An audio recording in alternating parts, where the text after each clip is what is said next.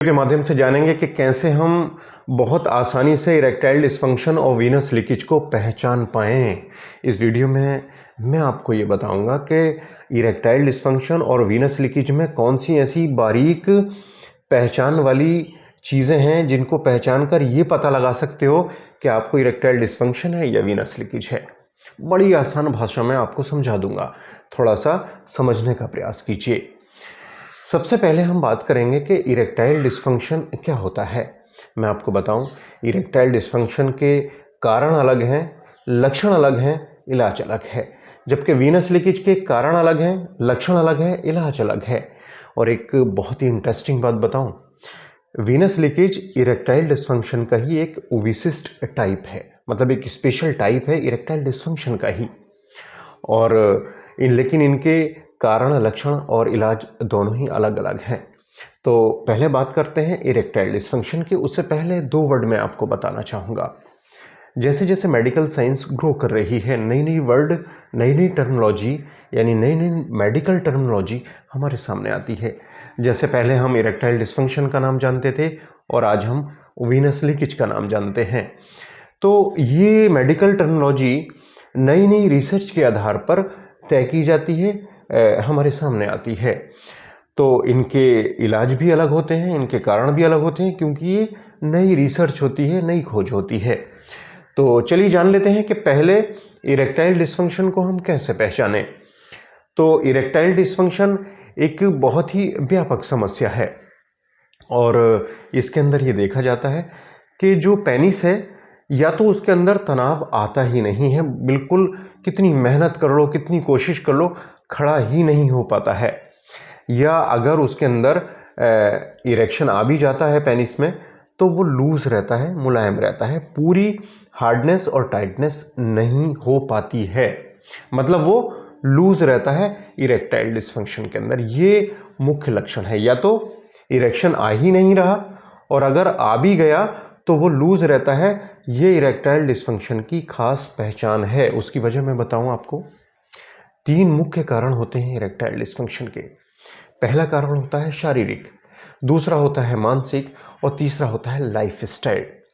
यानी शारीरिक में जैसे कि ब्लड प्रेशर हो गया, शुगर हो गया, आपको हाई कोलेस्ट्रॉल लेवल हो गया, या ये मान के चलिए कोई ऐसी बीमारी जिसकी वजह से जो ब्लड सर्कुलेशन है वो अवरुद्ध हो गया है, जैसे कि हृदय रोग हो गए या खून का गाढ़ापन हो गया, ये सारी चीज़ें इरेक्टाइल डिस्फंक्शन को पैदा करती हैं। उसकी वजह ये होती है कि खून की बारीक नलियों में जो ब्लड फ्लो है वो प्रॉपर नहीं हो पाता, जिसकी वजह से इरेक्शन आने में प्रॉब्लम आती है। ये इरेक्टाइल डिस्फंक्शन के शारीरिक लक्षण हैं। क्योंकि ब्लड, अगर आपकी हाई शुगर है तब भी खून गाढ़ा पड़ जाएगा, और आपको ब्लड प्रेशर है तब खून की नलियां सिकुड़ जाएंगी, दिल की कोई समस्या है, कोलेस्ट्रॉल बढ़ा हुआ है, ये सारी चीज़ें शारीरिक कारणों में आती हैं और ये फ्लो को कम कर देती हैं, जिसकी वजह से इरेक्शन नहीं बन पाता है। शारीरिक लक्षण हो गया। मनोवैज्ञानिक जो कारक हैं, मनोवैज्ञानिक जो कारण हैं वो ये हैं कि हम ज़्यादा स्ट्रेस, एंजाइटी, डिप्रेशन में अपनी ज़िंदगी गुजार रहे हैं। ये स्ट्रेस, एंजाइटी, डिप्रेशन या कोई और न्यूरोलॉजिकल डिसऑर्डर्स, ये मान के चलिए हमारा ध्यान जो हमारे प्लेजर हैं, जो हमारे लिबिडो है, उसकी तरफ से हट जाता है, एंजाइटी, स्ट्रेस, डिप्रेशन की तरफ चला जाता है, जिसकी वजह से फ्लो नहीं हो पाता, माइंड से सिग्नल जेनेटिलिया तक नहीं जाते, फ्लो नहीं हो पाता, और उसकी वजह से पूरा तनाव नहीं आता, मतलब ढीलापन बना रहता है या तनाव ही नहीं आता है। तीसरा जो कारण है वो है लाइफ स्टाइल डिसऑर्डर। भाई आप बहुत ज़्यादा टोबैको यूज़ करते हो, मतलब मैं ये बताऊं कि किसी भी ब्रांड का आप टोबैको या जर्दा, खैनी, तंबाकू, जो भी है, किसी भी फॉर्म में आप बहुत ज़्यादा च्युइंग कर रहे हो, ये क्या होता है कि डायरेक्ट हमारे स्टमक में जाता है और ये लीवर द्वारा अब्जॉर्ब करके लीवर को बहुत कमज़ोर बना देता है, आपके डाइजेशन को पुअर कर देता है। उसकी वजह से लीवर के द्वारा जो हार्मोन सेक्रेट होने चाहिए, जो हमारी लिबिडो को बढ़ाएं, जो टेस्टोस्टेरोन को बढ़ाएं, जो हमारे खून को पतला करें, वो सारे के सारे कम हो जाते हैं, और उसकी वजह से सर्कुलेशन कम हो जाता है और इरेक्शन नहीं आ पाता। तो तीनों कारण हो गए, शारीरिक कारण, मनोवैज्ञानिक कारण और लाइफस्टाइल डिसऑर्डर। या बहुत ज़्यादा अल्कोहल का इस्तेमाल कर रहे हैं, लिमिट से ज़्यादा अल्कोहल यूज़ करते हैं तो लीवर फैटी हो जाता है, उसकी वजह से शरीर में बहुत सारे विकार डेवलप होने लगते हैं। उसमें से एक विकार है इरेक्टाइल डिसफंक्शन। तो आपने देखा कि इरेक्टाइल डिसफंक्शन को शारीरिक और मानसिक और लाइफस्टाइल तीन चीज़ें कारक के रूप में, मतलब तीन कारण हैं इरेक्टाइल डिसफंक्शन के। अब इनके लक्षण क्या हैं? इरेक्टाइल डिसफंक्शन में जैसे मैंने आपको बताया कि या तो बहुत मुश्किल तमाम इरेक्शन आता है, और जो इरेक्शन आता है उसमें पूरी हार्डनेस नहीं होती, यानी बहुत ही ज़्यादा मुलायम रहता है, या वो मुलायम इरेक्शन भी लंबे समय तक नहीं रह पाता, डाउन हो जाता है। ये इरेक्टाइल डिसफंक्शन के लक्षण आते हैं। अब आते हैं वीनस लीकेज की तरफ कि भाई वीनस लीकेज में क्या कारण है और क्या लक्षण है, और फिर उसके बाद मैं बताऊंगा कि दोनों के इलाज क्या हैं। तो अगर वीनस लीकेज में ये देखा जाता है कि ये मैंने आपको बताया कि इरेक्टाइल डिसफंक्शन का ही स्पेशल रूप है। और एक चीज़ और बताऊं कि स्पेशल रूप है, लेकिन इसके मैंने बताया कि इसके कारक, इसके फैक्ट, मतलब जो कारण है इसके अलग अलग हैं। पहला कारण क्या है? पहला कारण ये है कि जो मैं आपको इस चीज़ से बताऊंगा, ये आप एक वायर देख रहे हो, बहुत गौर से देखिएगा। ये मान के चलिए कि ये जो वायर निकाले हैं मैंने, ये वायर कॉर्पोरा कैवर्नोसा है, ठीक है। कॉर्पोरा कैवर्नोसा को एक परत कवर करती है जिसको ट्यूनिका एल्बुजिनिया कहा जाता है। समझ रहे हैं मेरी बात? अब होता क्या है, जब इसके अंदर ब्लड फ्लो कॉर्पोरा कैवर्नोसा के अंदर आया और किन्हीं कारणों की वजह से ये ट्यूनिका एल्बुजिनिया रप्चर कर गई है, इसके अंदर चोट लग गई है जिसकी वजह से ये टूट गई है, तो होता क्या है कि इरेक्शन के दौरान मतलब फ्लो बहुत तेज आया और बहुत कड़कपन भी रही, लेकिन अचानक चूंकि ये ट्यूनिका एल्बुजिनिया रप्चर है किसी चोट की वजह से, इंजरी की वजह से, तो क्या होता है कि जो कॉर्पोरा कैवर्नोसा से है वो ब्लड वेन्स में लीक हो जाता है और उस वजह से इरेक्शन बिल्कुल कम हो जाता है, डाउन हो जाता है।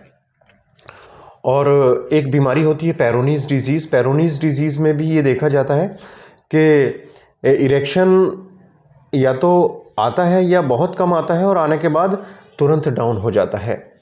तो ये कारण हैं खासकर। और एक वजह और बताऊं मैं आपको, कुछ ऐसे जन्मजात कारण भी देखे गए हैं जिसमें कि इरेक्शन आता है और वो मतलब ब्लड आता है कॉर्पोरा कैवर्नोसा में और वो ब्लड जो है एज इट इज़ चला जाता है वेन्स के अंदर। तो ये कुछ कारण हैं इसमें, और इसके लक्षण क्या होते हैं ये भी समझ लीजिए। मतलब वीनस लीकेज में टाइटनेस बहुत बनेगी, एकदम फुल इरेक्शन आएगा फुल टाइटनेस के साथ, लेकिन जैसे ही ब्लड तेज़ी से भरा कॉर्पोरा कैवर्नोसा में, वहाँ से तुरंत जो है ब्लड जो है वो सारे का सारा लीक हो गया वेन के अंदर, और उस वजह से ये प्रॉब्लम देखने को मिलती हैं। तो ये समस्या हम देखते हैं कि जैसे ही ब्लड एकदम भरा ब्लड वेसल्स में और कॉर्पोरा कैवर्नोसा एकदम राउंड शेप ले लेगा, फूल जाएगा, लेकिन जैसे ही ये फुल प्रेशर में आएगा कॉर्पोरा कैवर्नोसा, तुरंत जो है ब्लड लीक हो जाएगा वेन्स के अंदर। यानी उसमें क्या होगा कि फुल इरेक्शन के साथ, फुल तनाव के साथ, फुल टाइटनेस के साथ इरेक्शन कुछ ही पल ठहर पाएगा, कुछ ही लम्हा टिक पाएगा, उसके बाद सारे का सारा ब्लड वेन्स में लीक हो जाएगा, क्योंकि वेन्स पूरी तरह से बंद नहीं हो पाती, कुछ ब्लड रह जाता है और उसकी वजह से ये लीक माना जाता है। तो ये जो लीकेज है ये वीनस लीकेज के अंतर्गत आता है। अब आपने दो चीज़ें देखी, कॉर्पोरा कैवर्नोसा में फुल ब्लड आया, फुल तनाव आया, फुल इरेक्शन आया, लेकिन ये इरेक्शन कुछ पल ही ठहर पाता है। जैसे क्या हुआ कि हम फुल तैयार हुए और तैयार होने के बाद जैसे फोर प्ले में पूरा तैयार हो गए, और फोर प्ले में तैयार होने के बाद जैसे ही हम इंटीमेट होना शुरू होते हैं पार्टनर के साथ, तुरंत डाउन हो जाते हैं। ये वीनस लीकेज है। या हमने फुल इरेक्शन के साथ पीनेट्रेट किया और पीनेट्रेट करने के बाद कुछ ही स्ट्रोक दिए और डाउन हो गए, ये वीनस लीकेज के लक्षण होते हैं। मतलब एक चीज़ का हमेशा ध्यान रखिएगा कि फुलनेस और टाइटनेस पूरी रहती है वीनस लीकेज में शुरुआती कुछ सेकंडों में। उसके बाद ये धीरे धीरे इरेक्शन कम होता चला जाता है। ये वीनस लीकेज के हैं। तो ये दोनों ही लक्षण बहुत ही साफ हैं और दोनों के ही इलाज अलग अलग हैं। मैं आपको बताऊं कि इरेक्टाइल डिस्फंक्शन के अंदर जैसे कि शारीरिक, मानसिक और लाइफस्टाइल अगर हम इनको मेंटेन कर लेते हैं, यानी ब्लड प्रेशर है, शुगर है, हाइपरलिपिडीमिया है, हार्ट की कोई समस्या है, तो इसको इरेक्टाइल डिस्फंक्शन को काफ़ी हद तक मैनेज किया जा सकता है। और मानसिक में जैसे स्ट्रेस, एंजाइटी, डिप्रेशन है, इसको अगर हम मेंटेन कर लेते हैं काफ़ी हद तक ठीक किया जा सकता है। और लाइफस्टाइल में अपने ख़राब आदतों को त्याग कर अच्छी आदतों को शामिल करके अच्छे जीवन शैली को अपनाकर ठीक किया जा सकता है। और वीनस लीकेज के बारे में जो एक सबसे खतरनाक धारणा एक फैला दी गई है कि वीनस लीकेज कभी ठीक नहीं होता, ये धारणा बिल्कुल गलत है। देखिए, मैं आपको बताना चाहता हूँ, मैंने आपको कहा कि अगर ट्यूनिका एल्बुजिनिया रप्चर हो गई है, टूट गई है, तो क्या बॉडी में ऐसी कोई लेयर है, ऐसी कोई, देखिए हड्डी टूट जाती है, जुड़ जाती है, मांसपेशियाँ टूट जाती हैं, जुड़ जाती हैं, लिगामेंट टेंडन में इंजरी हो जाती है, वो भी जुड़ जाती है। भाई ये कैसा भ्रम है कि भाई रप्चर हो गई है, मतलब आपके दिमाग में जो डाल दिया जाएगा आप मान लोगे। बहुत सारे हमें व्यूअर्स मैसेज करते हैं, डॉक्टर साहब वीनस लीकेज तो ठीक ही नहीं होता है। आप कैसे कह रहे हो? मैं कह रहा हूँ, जब हमारी बॉडी अपने आप को मेंटेन करने की क्षमता रखती है, हमारी हड्डी टूट जाती है, जुड़ जाती है, तो ऐसा भी हड्डी भी नहीं जुड़नी चाहिए। फिर लिगामेंट इंजर्ड हो जाए, लिगामेंट रप्चर हो जाए, जुड़ जाता है, लिगामेंट क्यों जुड़ जाता है भाई?